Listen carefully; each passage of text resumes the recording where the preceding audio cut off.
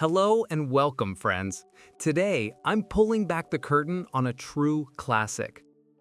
In this masterclass, I'm going to show you exactly how I create and apply two timeless marbles, the elegant Bianco Carrara, white with delicate black veins, and the bold, dramatic Panda Marble. So, grab your pizza and popcorn and let's get to work. First, every masterpiece requires the right foundation. We start by taking a high-grip, quartz-infused primer and thoroughly painting the wall. This step is non-negotiable. It ensures a perfect base for our plaster to bond with, creating a durable finish that lasts. Our essential tool for this job is the Venetian trowel. This is not just any trowel. Its rounded edges allow us to apply the material seamlessly and, crucially, to burnish or polish the surface as we go. You can use any spatula to apply the base material, but the perfect final pattern is all about this trowel. Once our primer is dry, we apply the first two coats of white Venetian plaster. This pure white base is our canvas. After these initial two layers set, we're ready to start capturing the soul of the stone by drawing the veins. I always recommend finding high-quality images of natural marble online to use as a blueprint. Look at how nature organizes the veins. Next, I prepare a small palette of black Venetian plaster. Using a smaller, more focused tool, a putty knife, I begin carefully drawing the veins. Pro tip: if a vein doesn't look quite right, don't worry. You can always take a wet sponge or rag and wipe the area clean. Take your time and constantly refer back to your photo to find your orientation.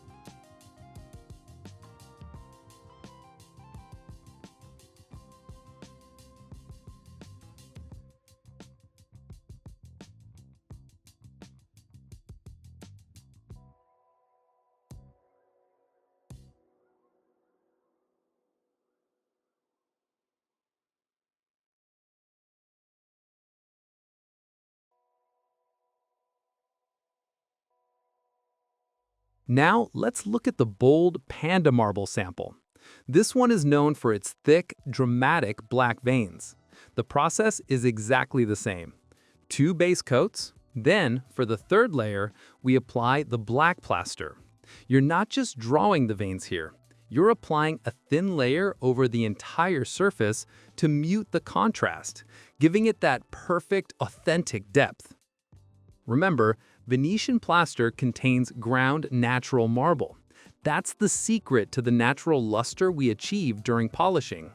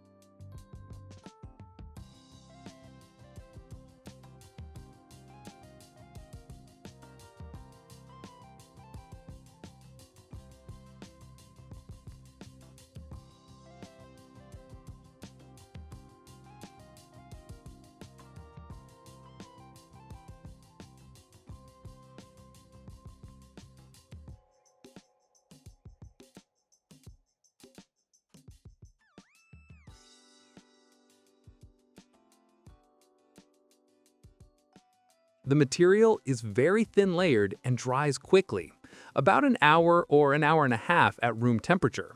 Once the final layer is dry, we move to the polishing phase. Important distinction: you can burnish or polish the plaster with the trowel when it's still slightly wet, but when the surface is dry, you need a power tool. For this, we use the angle grinder or rotary polisher. We attach sandpaper discs to the grinder. I recommend starting with 800, 1000, or 1500 grit discs. You must avoid coarser grits like 400 or less, as they will scratch and damage your finish. Set your angle grinder to a low speed, about 5000 to 6000 RPM, and start polishing. For the corners and tight spots, just take that small putty knife and polish the area carefully by hand. The polishing creates dust, but that's okay. After you're done, wipe the entire surface clean.